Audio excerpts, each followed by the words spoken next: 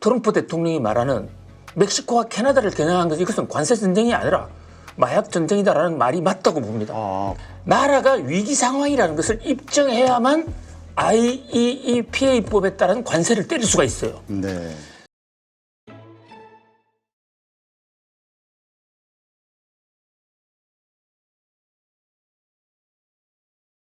오늘 모신 분은 글로벌 이코노미 연구소장이시죠. 김대호 박사님 모셨습니다. 안녕하세요. 반갑습니다. 자, 지금 트럼프의 정책이 시장에 아주 큰 충격을 주고 있는데요. 관세 정책, 이번에 그 전격적으로 그 멕시코와 캐나다에 관세를 부과하겠다 하고 갑자기 또 전격적으로 한 달간 유예하는 또 보류하는 이런 또 결과를 만들었습니다. 일단 일련의 상황, 왜 이런 일들이 벌어지고 있는 거죠? 예, 트럼프 대통령이 지난번 대선 선거운동 과정에서 공약으로 전 세계를 향해서 보편 관세를 때리겠다. 나라 관계없이 무조건 뭐 60% 또는 100% 이상의 관세를 때리겠다고 공약을 한 데다가 특히 트럼프 대통령은 뭐 나는 관세를 사랑한다. 또 마가라는 프로젝트 Make America Great Again을 달성하기 위해서는 관세밖에 없다. 나는 관세맨이다. 이렇게 얘기를 해왔기 때문에 상당히 강력한 어떤 관세 공격을 할 것이다고 시장이 겁을 잔뜩 먹고 있었고요. 그리고 이제 뭐 아직 취임한 지 뭐 얼마 되지도 않았습니다만은 바로 이웃나라 동맹국이라고도 할 수 있죠. 캐나다는 캐나다, 멕시코 25%, 중국 10%를 때리니까 이게 그동안에 공약했던 관세 전쟁의 포문을 여는 것이 아닌가, 이제 시작되는 것이 아닌가 굉장히 걱정들을 지금 많이 하고 있고요. 특히 이 관세하면 우리 경제학자들은 1930년에 30년 6월 달 그 유명한 스무트 홀리법이라는 것을 연상을 합니다. 많은 사람들이 1929년 주가가 떨어졌을 때 대공황의 원인이 주가가 폭락했기 때문이다. 뭐 이 정도만 정리하고 넘어가는 경우가 있는데요. 물론 그것도 한 요인이 됐지만 사실은 그때 후보 대통령이라는 사람이 만들었던 그 스무트 홀리법, 이게 세계를 완전히 강타했고 세계를 대공황으로 몰고 왔고 또 그 대공황 속에서 히틀러라는 괴물이 등장했고 2차 대전까지 터졌고 이런 것을 좀 경제학자들은 기억을 하고 있다고요. 그런 면에서 트럼프가 당시 후보 대통령의 전철을 밟아서, 후보도 공화당 소속의 대통령이었습니다. 어떤 정말 본격적으로 관세 전쟁을 하려고 하는 것이 아닌가, 그런 공포 속에서 이제 1단계가 터졌으니까 상당히 걱정을 했는데요. 그런데 뭐 공식적으로 발효하기로 한 게 2월 4일 날 미국 현지 시간으로, 그런데 발동도 하기 전에 두 나라, 바로 이웃나라 캐나다와 멕시코에 대해서는 관세 부과를 한 달 유예해버렸습니다. 네. 그리고 유예하는 그 과정도 놓고 보면요, 멕시코나 캐나다에서 야 우리 좀 봐달라 이렇게 앵앵거리고 부탁을 했던 게 아니라 트럼프 대통령이 앞장서서 멕시코와 그 캐나다 총리, 멕시코 대통령한테 연락을 해서 우리 좀 관세 부과 전에 전화로 통화 좀 하자 이러면서 전격적으로 한 달 유예가 됐단 말이죠. 이런 것을 놓고 볼 때 적어도 1단계 조처로 나왔던 캐나다와 멕시코를 향한 관세 폭탄은 실제로 터뜨릴 의향이 없었던 거 아닌가. 하나의 연막쇼, 그러니까 트럼프의 아주 정가의 보도처럼 하고 있는 상대방의 공포와 어떤 이 충격을 엄청나게 준 다음 그 공포를 이용해서 뭐 어느 정도 얻어내고 타협하려는 그런 거일 가능성도 있다. 이런 면에서 지금 아시아 증권시장, 뭐 우리 코스닥, 코스피도 상당히 많이 살아나고 있고 뉴욕 증시도 하락폭이 상당히 많이 완화가 됐습니다. 트럼프가 또 트럼프 쇼를 한번 했다. 이런 얘기까지 나오고 있는 상황입니다. 그러게요. 지금 말씀하신 대로 그냥 전화 한 통화로, 그리고 그 관세 그 협박 부과하겠다는 그 말로 그 미국의 북쪽과 남쪽 이 국경지대에 대한 강화를 제대로 했다라는 게 지금 막 뉴스에서 나오는 또 평가들인 것 같아요. 예.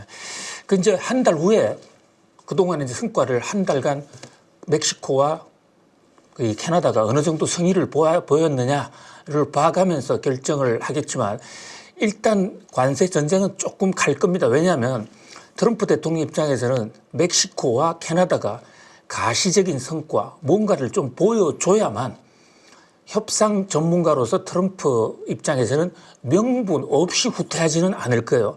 그러니까 지금 현재 한 달 유예됐다고 해서 끝난 것은 결코 아닙니다. 그렇지만은 이 전쟁이 애당초 관세 폭탄 전쟁으로까지 이어질 의도는 그렇게 끌고 갈 의도는 트럼프는 없었던 것으로 보입니다. 왜냐하면 트럼프가 멕시코하고 캐나다하고 붙어봤자 상처뿐인 영광이 될 가능성이 있어요. 그러니까 그 현재 지금 멕시코, 캐나다 다 우방이고 특히 캐나다 같은 경우에는 뭐 같은 형제 국가라 해도 다름이 없고 서로 혈연으로 맺어져 있는 사람도 많습니다. 일론 머스크 같은 테슬라 오나 그분도 사실 뭐 캐나다에서 공부하다가 넘어온 분이기도 하죠. 이제 그런 관점에서 볼 때 충돌을 해봤자 별로 실익이 없다. 그다음에 캐나다와 멕시코에서 특히 멕시코에서 들어오는 제품은 농산물, 생필품과 관련돼 있는 이게 많은데 이게 관세 폭탄 때문에 물가가 올라가면 미국의 농민들 특히 그 소비자들 저소득 소비자들이 견디지 못하기 때문에 충격이 훨씬 더 클 것이다. 미국도 손해를 상당히 많이 볼 거기 때문에 적어도 1단계 관세 전쟁은 트럼프는 어떤 쇼잉, 전 세계를 향해서 한번 보여주는 그런데 다만 여기서 저는 펜타닐을 좀 강조하고 싶습니다.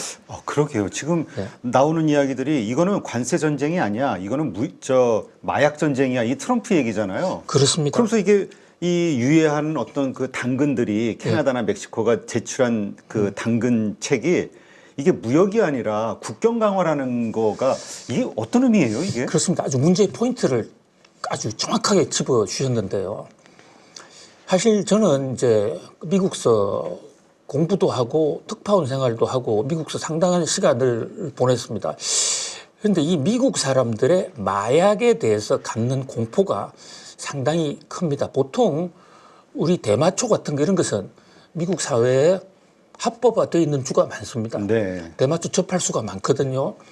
그래서 학교에 가면 뭐 특히 남학생들 같은 경우에 대마초에 거의 무작위로 노출돼 있고 뭐 먹기도 하고 그런데 그렇다고 해서 해외 여행 다니는 사람들 입장에서 보면 미국은 마약에 굉장히 관대한 나라가 아니겠느냐. 그렇지가 절대 않습니다. 자그마한데 아르바이트를 하나 하려고 해도요. 대마를 했던 기록, 피 검사를 내서 그게 기록이 나오면 웬만한 데 입사 안 돼요. 그래요? 굉장히 엄합니다. 그러나 처벌만 하지 않을 뿐이죠. 그러니까 그 미국 사회에서의 마약에 대한 공포는 상당히 있는 상황인데 지금 문제가 되고 있는 펜타닐, 이 펜타닐이라는 마약은요. 이게 2004년부터 미국에 본격적으로 보급이 됐습니다. 네. 그전에는 없었어요. 그러니까 2004년 이전에 미국 다녀보신 분들은 뭐 마약 가지고 왜 그럴까 이러는데 펜타밀은 효능이 무슨 굉장히 좋습니다. 그게 아주 조금만 섭취하거나 주사를 맞아도 통증이 거의 없어지기 때문에 그 헤로인에 비해서 효능이 약 50배 정도 됩니다. 그다음에 모르핀, 우리 몰핀 주사 맞는다 이런데 그렇죠. 몰핀의 100배입니다. 몰핀도 상당히 센 걸로 우리가 알고 있는데 그렇습니다. 그거보다 100배라면 100배라는 게 통증도 100배 빨리 또 100배나 없어지지만 그만큼 중독성도 100배인 거예요. 네. 그리고요, 그 하나의 에피소드를 말씀을 드리면 워싱턴에서 마약을 단속합니다. 펜타밀 같은 거는 불법으로 되어 있기 때문에 단속합니다. 그런데 단속하는 경찰들이 많이 죽어요. 네, 1년에 펜타밀 때문에 죽는 사람이 미국 정부의 공식 통계에 따르면 약 8만 명 정도인데요. 그중에 경찰도 많이 있어요. 왜 그러냐면 경찰이 단속하다가 당신 보자기 좀 보자. 또는 달러에다가 이렇게 접어서 안에 펜타밀을 많이 숨겨놓고 있거든요. 그거를 펴는 것까지는 괜찮은데 펴서 이렇게 훅 하면 날리지 않습니까? 그럼 죽어요. 그래요? 아주 공기 흡입되지 않습니까? 바로 죽어요. 상당히 독이네요, 독. 그렇습니다. 상당히 무서워. 그러니까 우리가 보통 알고 있던 대마초 이런 마약이 아닌 것이죠. 의학적으로는 굉장히 중요한 마약 진통제지만은 이것을 남용하거나 이래 되면 바로 생명이 오고 가게 되고 또 중독성이 굉장히 높기 때문에 이거 몇 대 맞으면요. 우리나라 재벌 총수들도 프로포폴 몇 대 맞으면 기분이 좋다고 해서 그거 못 잊고 병원에 그렇죠. 가서 맞아서 제가 누가 이름은 말씀 안 드리겠습니다만 그런 재벌 총수들 많지 않습니까? 근데 그거보다 중독성이 한 200배 정도 되는 거예요. 이 펜타밀은. 그러니까 한 번 중독이 되면 없이는 못 사는 겁니다. 그러니까 다른 일 안 하고 펜타밀 구하러만 다니는 겁니다. 자, 그런데 문제는 이게 탄소화하기가 쉽지가 않은 겁니다. 원래 펜타닐은 그 원재료를 1959년에 벨기에의 제약회사, 세계 대표적인 제약회사죠. 얀센이라는 회사의 얀센이라는 화학자가 만들어낸 화학 성분인데요. 이것은 대마초처럼 길에서 키우는 게 아닙니다. 화학 제품을 화학 처리하는 건데 그 원재료를 중국이 전 세계 물량의 99%를 만들고 있습니다. 그래서 20년 전에 2004년에 이게 문제가 됐을 때 미중 무역 전쟁이 한번 있었더랬어요. 그래서 중국은 이제 펜타닐을 안 만들어요. 안 만드는데 펜타밀의 원료가 되는 상품들은 여전히 중국이 전 세계 시장을 완벽하게 지배하고 있거든요. 중국에서 미국으로 넘어오는 것 중에서는 펜타닐 완성품은 없어요. 중국이 주장하는 우리 잘못이 아니다라고 얘기하는 바로 그 대목인데요. 그런데 미국은 왜 중국을 지금 겨냥하고 있느냐? 중국과 캐나다 또는 중국과 멕시코에 마약 카르텔, 범죄 카르텔이 형성이 돼가지고요. 원재료는 중국에서 만들지만 이것을 캐나다나 멕시코로 보내면 거기서 이제 총체적으로 합성하는 것만 한다고요. 그런데 합성하는 것은 기술이 그렇게 어렵지가 않아요. 합성해서 이민자를 통해서 또는 국경을 통해서 미국으로 넘어가고 있거든요. 네. 그러니까 이번에 그 트럼프 대통령과 또 그 NEA라고 대통령 백악관 경제자문위원장도 남들은 이것이 관세전쟁이라고 생각하는데 관세전쟁 아니다 이것은. 그리고 관세전쟁을 해봤자 미국이요. 캐나다나 멕시코로 전쟁을 해봤자 서로 피해를 받기 때문에 오로지 돈을 벌기 위한 관세전쟁은 할 이유가 별로 없어요. 미국도 피해기 때문에. 그렇기 때문에 저는 트럼프 대통령이 말하는 멕시코와 캐나다를 겨냥한 것이 이것은 관세전쟁이 아니라 마약전쟁이다라는 말이 맞다고 봅니다. 아, 그래요? 이것을 없애기 위해서 바이든 대통령도요. 중국에 가서 시진핑 국가주석하고 만나서 협상을 한 적이 있습니다. 그때 중국이 좋다. 중국은 이 펜타닐 원재료를 만드는 화약상을 한 번도 단속을 한 적이 없어요. 그거 단속해달라. 바이든의 요구였습니다. 그게 한 3년 전인데요. 2021년이죠. 그런데 시진핑이 해줄게 하면서 대신에 미국을 향해서 당신들 지금 안보를 이유로 중국산 제품에 대해서 접근 못하게 한 그거 풀어달라. 이렇게 일부를 풀었습니다. 이 얘기가 왜 중요하냐면요. 중국은 펜타닐을 가지고 미국을 때릴 수 있는 중요한 매우 파워풀한 무기로 생각하고 있는 거죠. 아, 펜타닐 마약 자체를. 그렇습니다. 자기들이 지배하고 있고 또 거기에 제조, 운반이라는 멕시코와 캐나다의 접선 라인을 다 만들어놨다. 그런데 미국은 이 펜타닐로 들어오면 미국 사회는 망한다. 그러니까 150년 전, 60년 전 있었던 아편 전쟁 때 영국이 아편을 마구 팔아가지고 중국 청나라를 멸망하게 했던 그 1차 아편 전쟁, 2차 아편 전쟁. 그것 때문에 사실 중국이 망했거든요. 마찬가지로 지금 미국을 때릴 수 있는 거대한 무기로 펜타닐을 생각하고 있습니다. 그래서 바이든과 시진핑의 회담이 있고 나서 단속을 했어요.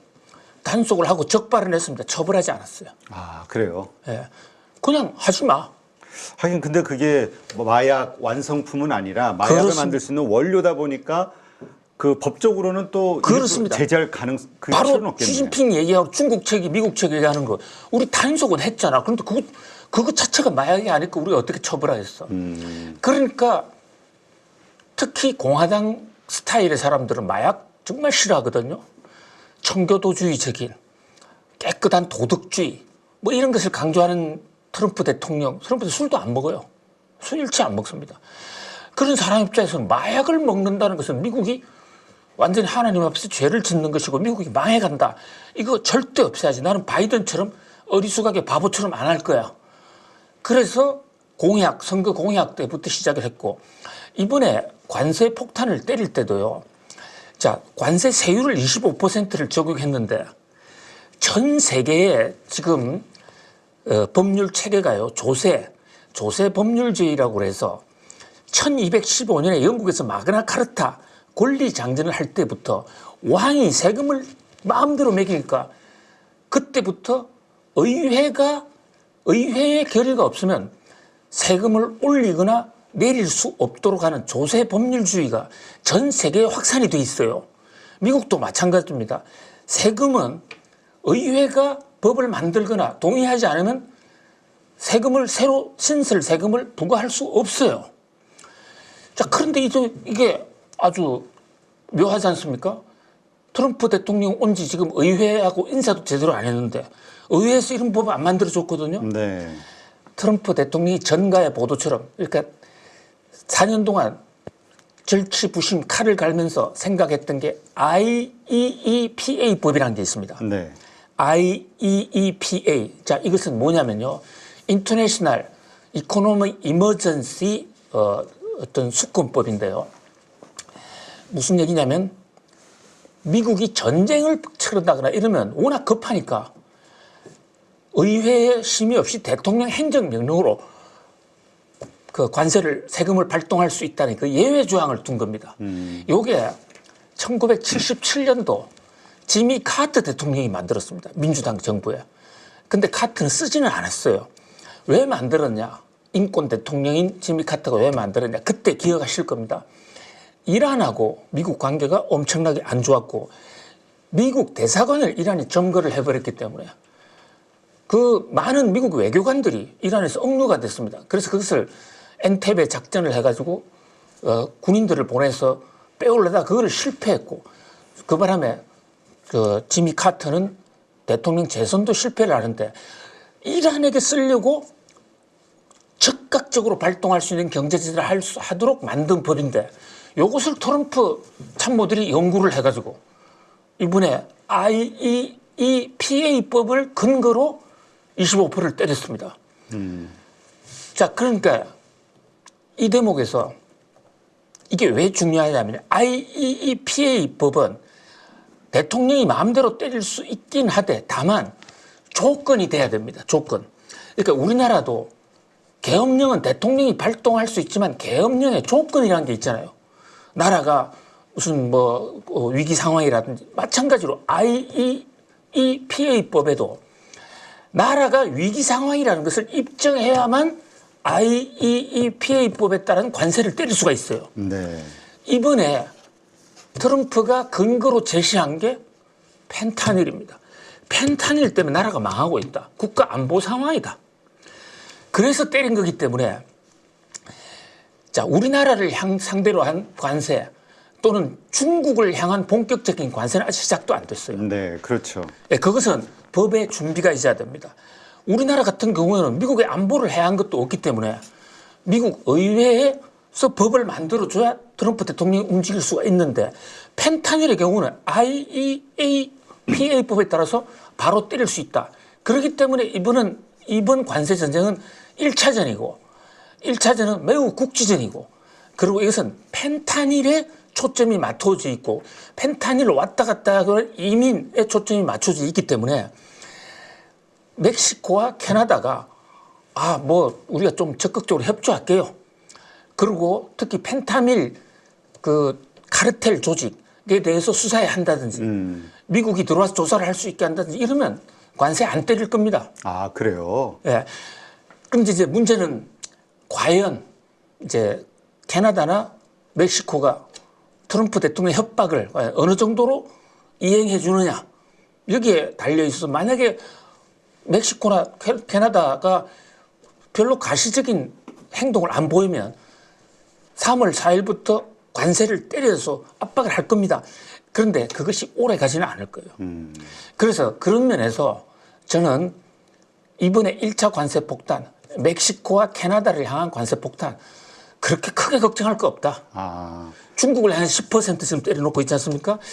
이것은 중국과의 관세 전쟁을 하자는 게 아닙니다. 그렇다면 마찬가지로 중국도 이 펜타닐 예. 이런 측면에서 지금 보고 있다. 이렇게 좀 이해를 수사를 세게 하거나 멕시코라든지 캐나다로 가는 것을 좀 통제하고 그 상황을 미국에 보고해주면 이번에 IEEPA법에 따른 관세는 없던 거로 할 가능성이 상당히 있다. 그래서 이번은 마약 전쟁이고 펜타닐 전쟁이다. 초점을 전 그렇게 봐야 된다고 봅니다.